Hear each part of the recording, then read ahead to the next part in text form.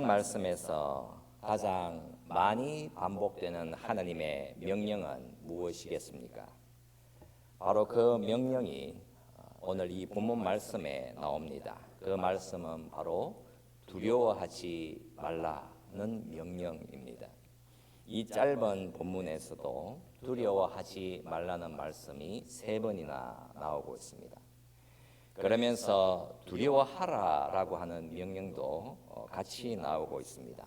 28절 말씀에서 보면 몸은 죽여도 영혼은 능히 죽이지 못하는 자들을 두려워하지 말고 오직 몸과 영혼을 능히 지옥에 멸하실 수 있는 이를 두려워하라. 이렇게 두려워해야 할 대상을 구체적으로 밝혀주시면서 그러나 다른 것에 대해서는 두려워하지 말라 말씀하셨습니다. 본문 24절 말씀을 봅니다. 제자가 그 선생보다 또는 종이 그 상전보다 높지 못하나니. 예수님의 이 말씀은 어디를 겨냥하고 있는 것이겠습니까? 제자가 그들의 선생보다 높지 못하다고 말씀합니다. 그러나 세상의 지혜라고 하는 것은 분명히 이와 다른 관점을 가지고 있습니다. 철학사를 보게 되면 플라톤의 제자인 아리스토텔레스는 자신의 선생의 철학을 극복했다라고 평가합니다. 예술이라든가 과학에서도 제자가 선생을 뛰어넘어야 발전이 있다라고 합니다. 특히 현대의 개인주의는 상전과 종의 관계 자체를 부인합니다. 나는 누구의 종도 아니다. 너 자신의 마음을 따르라고 합니다. 현대 교육에서는 무엇을 강조하겠습니까? 스승은 출발점이며 스승의 가르침은 초석일 뿐 미래는 제자가 결정한다라고 합니다. 세상의 방향이라고 하는 것은 예수님이 말씀하신 것과는 다른 방향으로 진행을 하는 것입니다. 제자가 그 선생보다 높지 못하다라고 예수님이 말씀을 하셨지요. 이 말씀의 의미는 정말 분명합니다. 예수님의 제자와 예수님의 종이 걸어가는 길은 반드시 예수님이 가신 길로 가야 하며 반드시 그리로 가게 된다라고 하는 의미인 것입니다. 반드시 그래야 한다는 말씀이지요. 예수님께서 가시는 길은 바로 십자가의 길입니다. 바리새인들이 예수님을 가리켜서 귀신의 왕 바알세불을 힘입어 귀신을 쫓아낸다라고 멸시하고 조롱했습니다. 예수님을 가리켜서 더러운 귀신의 왕이라고 불렀기 때문에 이제부터 예수님을 따르는 제자들 역시 멸시와 조롱을 받으면서 핍박을 받는 길로 가게 된다라는 말씀입니다. 그러나 두려워하지 말라고 말씀을 하시고 있습니다. 하나님 나라의 복음과 약속은 반드시 이루어지게 될 것이며 하나님의 백성들은 그 어떤 어려움과 고난 속에서도 반드시 그 예수라고 하는 복음을 믿게 될 것이며 예수라는 복음이 생명의 길로 데려갈 것이기에 그래서 두려워하지 말라고 말씀하시고 있습니다. 하나님은 유대인들이 십자가에 못 박아 죽인 예수님을 우리들의 주와 그리스도가 되게 하셨기에 두려워하지 말라고 말씀합니다. 여러분, 이 세상이 예수 그리스도 안에 있는 사람들을 괴롭히고 죽이려 해도 예수 그리스도의 생명에서 그들을 끊어낼 수 없습니다. 여러분, 저주가 있다면 저주가 과연 무엇입니까? 저주라고 하는 것은 우리가 예수 그리스도에게서 끊어지는 것입니다. 그런데 어느 누가 감히 여러분들을 예수 그리스도에게서 끊어지게 할 수가 있겠습니까? 두려워하지 말라고 말씀하십니다. 본문 29절에서 말씀을 합니다. 참새 2마리가 한 아사리온에 팔리지 않느냐. 그러나 너희 아버지께서 허락하지 아니하시면 그 하나도 땅에 떨어지지 아니하리라. 그러면서 두려워하지 말라. 너희는 많은 참새보다 귀하니라 말씀하십니다. 여러분, 아모스 3장 6절에서 이런 말씀이 있습니다. 성읍에 재앙이 임하여도 여호와께서 행하지 아니하셨겠느냐.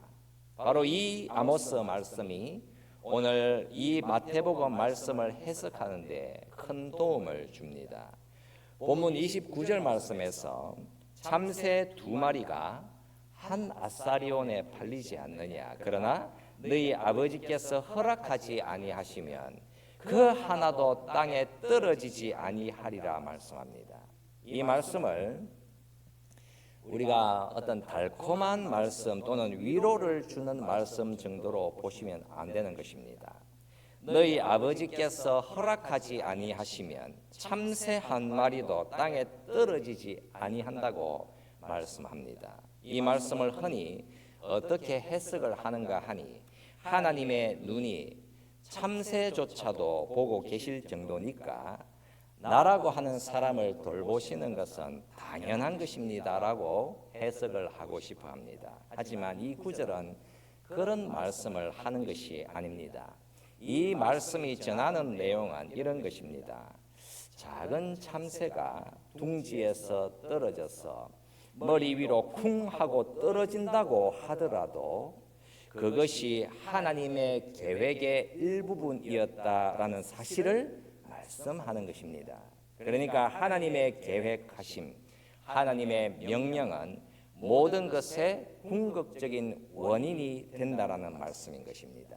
그러면서 동시에 하나님의 계획이라고 하는 것은 사람들이 보기에는 지극히 위험해 보이고 악한 것도 포함되어 있다라고 하는 말씀입니다. 그러니까 참새 한 마리가 땅에 떨어져서 죽는다라고 한다면 여러분, 이런 일은 자연계에 있어서는 정말 고통인 것이며 작아 보이기는 하지만 악의 한 형태인 것입니다. 그렇다면 이 사실이 의미하는 바 하나님이 참새를 돌보고 계신다라고 하는 어떤 감상적인 메시지를 전하는 것이 아니라 참새가 땅에 떨어져서 죽는 일조차도 우연하게 발생하는 것이 아니라 이런 일조차도 반드시 하나님의 계획하심과 뜻하심 아래에 있다라는 사실을 말씀하고 있는 것입니다. 어떻습니까? 우리의 눈과 마음으로 볼 때에 너무도 작고 부정적으로 보이는 사건들까지도 다 하나님의 계획하심 안에서 통제되고 있다라는 사실을 말씀하고 있습니다. 선하게 보이는 일들뿐만 아니라 악하게 보이는 일들까지도 모두가 다 하나님의 통치하심과 그분의 주권 아래에 들어 있습니다. 그래서 어떻습니까? 제발 우리가 안심을 하시고 여러분들의 힘으로 세상을 통치하지는 마십시오. 여러분들이 원하는 대로 세상이 돌아가지 않는다라고 해서 분노하거나 좌절하지 마십시오. 모든 것은 전부 다 하나님의 주권과 통치 아래에 있는 것입니다. 하나님이 통치하시고 다스리시고 인도하시는데 우리의 뜻대로 안 된다라고 해서 역정을 내는 것은 오히려 하나님을 불신하는 것일 뿐입니다. 하나님이 저와 여러분들을 다 책임을 지시기에 우리의 인생에 일어나는 너무나도 위험하게 보이는 일들, 그러니까 도무지 우리의 머리로 이해할 수 없는 악한 일들이 우리들에게서 일어난다고 해도 그 모든 것들을 다 이끄시고 계시기 때문에 두려워하지 마라. 거듭거듭 말씀해 주시는 것입니다. 우리가 잠시 두려움, 특히 잘못된 두려움에 대해서 좀 고민을 해 보도록 하겠습니다. 질문을 달리 표현해 볼 수 있습니다. 좀 더 현실감 있게 말입니다. 여러분들에게 있어서 안전함을 느끼게 만들어주는 것은 무엇이 있습니까? 라고 하는 질문입니다. 어떻습니까? 내 삶에 안전함을 느끼게 만들어 주는 것은 상당히 많이 있을 수 있습니다. 가령 나는 좋은 직업이 있어서 안전하다. 또는 나는 은행 어카운트에 상당한 숫자의 돈이 있어서 안전하다. 또는 나는 내 주변에 나와 함께 할 수 있는 훌륭한 사람들, 멋진 친구들이 있어서 안전하다. 나는 나를 보호해 줄 수 있는 가족들이 곁에 있어서 안전하다. 나는 누가 보더라도 멋진 외모와 훌륭한 재능이 있어서 안전하다. 여러분 어떻습니까? 우리는 분명히 조금이나마 어디에서라도 안전함을 느끼게 만들어 줄 수 있는 것을 반드시 가지고 살고 싶어 하는 것입니다. 그런데 상당히 치명적인 현실이 저와 여러분들 앞에 놓여져 있습니다. 우리가 왜 이 땅에서 두려움이라고 하는 것을 가지고 살아가는 것인가? 그 이유는 우리가 가지고 있는 이런저런 것들이 우리의 안전을 지켜줄 수 있다고 우리 자신들에게 설득을 해보기는 하지만 사실은 전혀 그렇지 않다라는 사실을 우리가 알고 있기 때문입니다. 너무나도 놀랍지 않습니까? 나는 이런 것이 있어서 확실히 조금은 안전하다라고 나의 영혼을 향해서 말해주고 나 자신을 확신시키고 나를 세뇌시킨다고 해도 우리는 알고 있습니다. 나에게 안전을 줄 것이라고 보이는 그런 것들이 얼마나 불안정한 것인지를 압니다. 직장을 잃을 수 있다는 것을 압니다. 돈이 내 곁을 떠나가서 다른 사람에게로 갈 수 있다는 것을 압니다. 나의 가족들, 나의 친구들도 내 곁을 떠날 것이고 이들은 모두가 다 죽음으로 갈 것을 압니다. 친구들이 나의 진짜 모습을 꿰뚫어 볼 수 있다는 것을 압니다. 우리의 재능이라고 하는 것이 항상 훌륭하지는 않을 것이라는 사실을 압니다. 나의 반짝이는 외모조차도 신속하게 시들어 간다는 것을 알고 있습니다. 우리에게 안정감을 주기 위해서 우리를 감싸고 있는 이 모든 것들이 사실은 얼마나 위태로운지를 알고 있기 때문에 혹여나 어떤 사람이 우리 곁으로 가까이 와서는 당신이 가지고 있는 그런 것들이 얼마나 약한지 당신은 알고 있어? 라고 지적해 주는 것을 우리는 너무나도 싫어하는 것입니다. 왜냐하면 내가 이미 그 사실을 알고 있기 때문인 것입니다. 분명히 사람을 감싸고 있는 어떤 세련됨과 확신 아래에는 너무나도 크고 많은 불안함이 이미 자리를 잡고 있는 것입니다. 사람이란 그 마음 가운데에 거절당함에 대한 두려움을 가지고 있습니다. 예를 하나 들어보게 되면 가면증후군이라고 하는 증상이 있습니다. 가면증후군이란 겉보기에는 능력이 있고 성공한 사람처럼 보이지만 내면적으로는 자신의 실력보다 과대평가되고 있다는 것을 느끼는 증상입니다. 내가 하는 일이 정말 유능해 보이고 내가 정말 훌륭한 실력과 성취가 있다고 보일지라도 나는 남들을 사기꾼처럼 속이고 있다라고 하는 생각하는 그런 심리 현상입니다.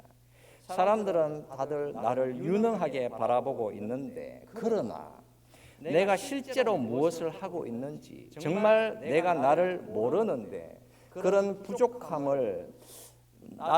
부족한 나를 누군가가 알게 될까 봐 극도로 두려워하는 것입니다. 그래서 이런 생각과 행동 패턴을 보이게 되는 것입니다. 나는 운이 좋아 성공한 거야. 좀 있으면 사람들이 진짜로 내 실력이 없다는 것을 알게 될 거야. 다른 사람들은 나보다도 훨씬 더 유능하고 똑똑해. 그래서 나에 대한 의문이 나를 치명적으로 공격해 들어오게 되는 것입니다. 혹은 누군가가 내가 어떤 사람인지 알게 되면 여러분 어떻게 되는 것입니까? 내가 정말 좋은 사람이 아님을 알게 되면 어떻게 하겠습니까? 누군가가 겉으로 보이는 그런 나가 아니라 참된 진짜의 나의 모습을 보게 되면 어떻게 되는 것이겠습니까? 그래서 나의 진짜 모습이 어떠한지 알게 되면 나는 너무나도 수치스럽고 그것으로 나라고 하는 사람은 끝장나는 것이니까 이에 대한 두려움, 그러니까 거절받음에 대한 두려움으로 인해서 우리의 인생은 계속해서 도망을 다니게 되어 있는 것입니다. 왜 나는 항상 뒤처지는 것일까?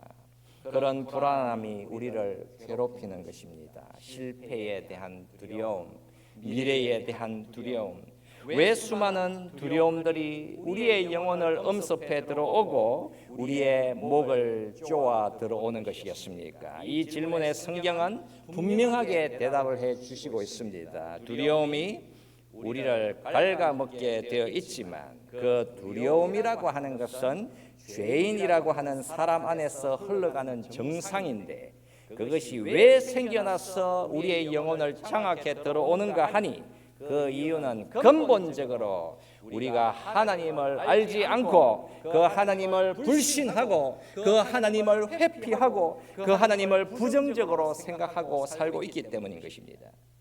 우리의 인생이 하나님을 불신하는 데에서 두려움이라고 하는 것은 반드시 그 역할을 하게 되어 있는 것입니다. 그렇다면 사람들이 대꾸를 하겠지요. 나는 하나님과 기독교가 상당히 흥미롭다고 생각하기도 하지만 때로는 정말 불쾌하고 지겨워. 그러나 하나님이라는 분이 두렵지는 않아라고 합니다. 그런데 사실 확인을 해보면 인생이란 하나님에 대해서 부정적이며 그 하나님을 불신하며 그 하나님께 가까이 다가가는 것을 원하지 않습니다.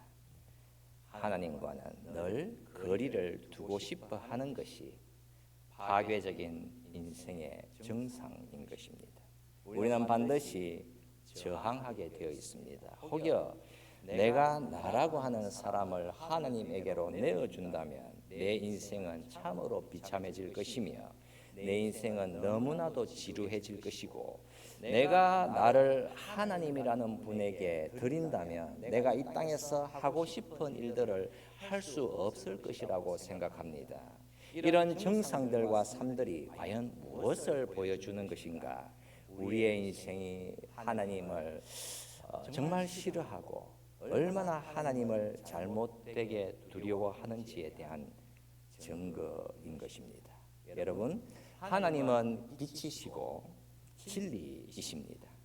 하나님이 우리 곁에 오실 때에 그리고 우리가 그 하나님께로 가까이 다가갈 때에 그 하나님은 사실 우리가 붙들고 살고 있는 그 자아상을 산산이 조각내시게 됩니다.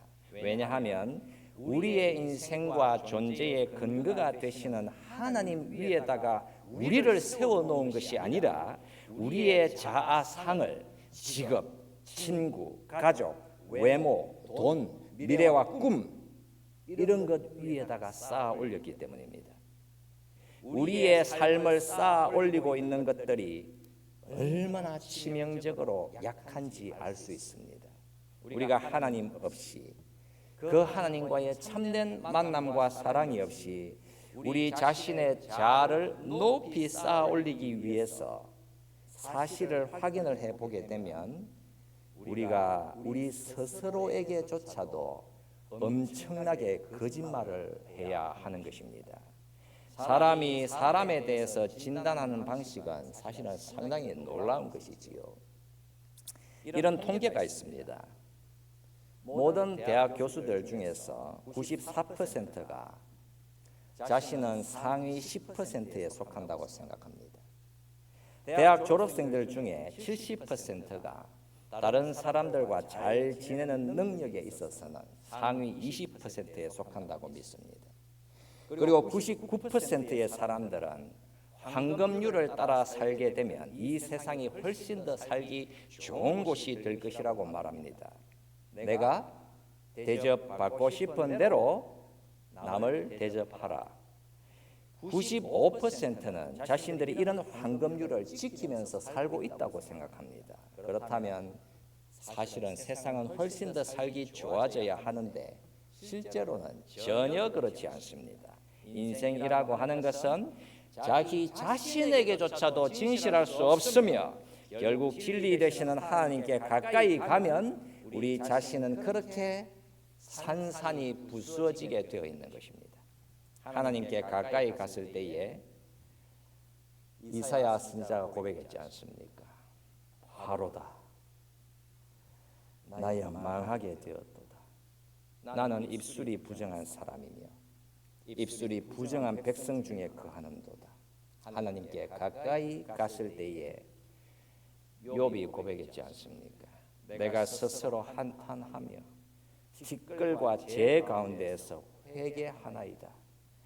하나님께 가까이 갔을 때에 베드로가 고백하지 않았습니까? 주여 나를 떠나소서. 나는 죄인이로소이다. 진리와 생명이신 하나님께 가까이 가게 되면 모든 사람들은 다 충격을 받게 되고 나에 대해서 지극히 큰 무력함을 느끼게 되는 것입니다. 혹여 우리가 성경에서 말씀하는 죄와 회개의 필요성에 대해서 말하는 것을 듣기 싫어하고 그런 것을 듣는 것 자체를 불쾌하게 생각을 한다라고 하면 우리는 그 영의 상태가 지금 하나님을 싫어하고 있는 상태인 것이며 그 하나님을 잘못되게 두려워하고 있는 상태인 것입니다. 반드시 두려움이라고 하는 것은 저와 여러분들을 찾게 되어 있습니다. 본문 32절과 33절 말씀을 보도록 합시다. 누구든지 사람 앞에서 나를 시인하면 나도 하늘에 계신 내 아버지 앞에서 그를 시인할 것이요 누구든지 사람 앞에서 나를 부인하면 나도 하늘에 계신 내 아버지 앞에서 그를 부인하리라. 여러분 여기 이 말씀에서 나라고 하는 것은 누구를 가리키고 있는 것입니까? 이 말씀에서 표현되고 있는 나라고 하는 분은 바로 이 말씀의 중심을 차지하고 있는 분입니다. 이 나가 모든 것의 핵심이 되어 있습니다. 바로 이 나라고 하는 분은 하나님의 아들 예수 그리스도입니다. 예수 그리스도라는 이름을 가진 자는 사실은 아무것도 두려워할 필요가 없습니다. 예수님은 마치 이렇게 말씀을 하시는 것이거든요. 너는 두려워하지 마라. 내가 두려워할게. 네가 두렵다고? 내가 너희의 그 두려움 다 가져갈 거야. 그게 주님이신 것입니다. 내가 예수 그 주님을 믿기 때문에 이 세상에서 불이익을 당한다 해도 아무런 염려 없습니다. 내가 예수 그 주님을 믿는다면서도 온 세상 근심을 다 가지고 살면서 그렇다면 여전히 헛된 곳에서 두려움을 가지고 산다면 나는 여전히 그 주님을 부인하고 있는 상태인 것입니다. 예수 그 주님께서 너희는 마음에 근심하지 말라. 하나님을 믿으니 또 나를 믿으라. 내 아버지 집에 거할 곳이 많도다. 그렇지 않으면 너희에게 일렀으리라. 내가 너희를 위하여 거처를 예비하러 가노니 가서 너희를 위하여 거처를 예비하면 내가 다시 와서 너희를 내게로 영접하여 나 있는 곳에 너희도 있게 하리라. 여러분 이렇게 하나님의 나라를 약속을 하셨는데 그러나 마치 이 세상만이 나의 유일한 희망, 나의 유일한 꿈과 이상이 되어서 만약에 이 땅만을 부여잡고 이 멸망할 땅에서 천년 만년 살 것처럼 그렇게 살아간다면 어떻습니까? 하나님을 시인하나 행위로는 부정하는 자가 되는 것입니다.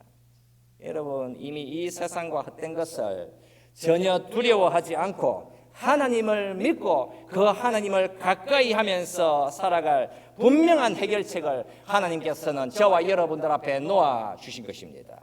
두려워하지 말라. 보라 내가 온 백성에게 미칠 큰 기쁨의 좋은 소식을 너희에게 전하노라. 오늘 다윗의 동네에 너희를 위하여 구주가 나셨으니 곧 그리스도 주시니라. 이제 두려움이라고 하는 것은 반드시 두 가지를 나란히 세우게 되어 있는 것입니다. 나는 어디에 세워져 있는지 반드시 확인을 해서 제 자리를 찾아가야 하는 것입니다. 가령 여러분이 여러분의 미래를 걱정하고 있습니까? 너무도 걱정하고 있습니까? 잠을 못 잡니까? 그 의미하는 바 예수 그리스도의 지혜에 무게를 두지 않고 살아가고 있는 상태인 것입니다. 그래서 그런 항의를 하는 것이겠지요. 예수님, 나는 무엇이 최선인지 알고 있지만 주님, 당신은 그렇지 않은 것 같습니다. 가령 여러분들이 거절을 당할까 봐 두려워하고 있습니까? 그 의미하는 바 예수님이 나를 생각하는 것보다 사람들의 생각에다가 더 많은 무게를 두고 살아가고 있는 상태입니다. 두려움 앞에서 반드시 예수님을 내 삶 가운데에 인정할 수 있느냐? 질문이 임하게 되는 것입니다. 여러분, 이 말씀을 이렇게 마치도록 합시다. 베드로가 예수님에게 약속을 했습니다. 주님, 나는 주님과 함께 옥에도 갈 것이고 심지어는 죽는 데에도 같이 가기를 각오했습니다. 그런데 예수님은 전혀 다른 말씀을 하셨지요. 베드로야, 내가 네게 말하노니 오늘 닭 울기 전에 네가 3번 나를 모른다고 부인하리라.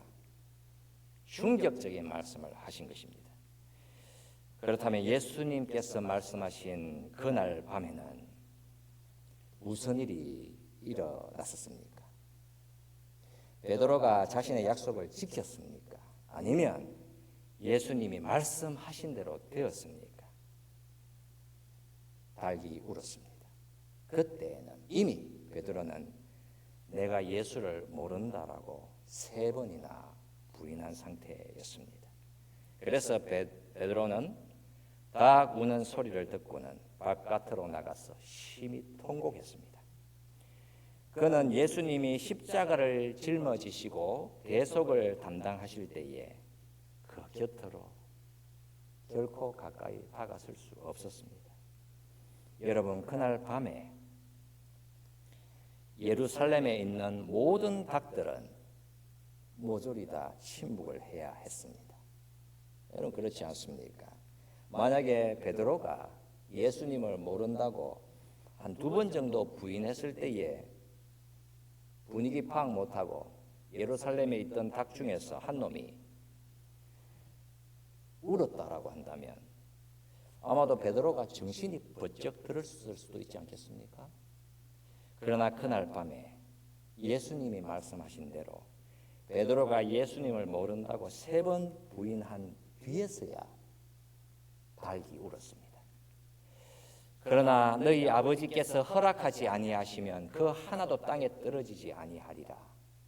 이 말씀처럼 예수님이 십자가를 짊어지시기 위해서 고난당하시던 그날 밤에 예루살렘의 그 모든 닭들은 침묵을 지켰습니다.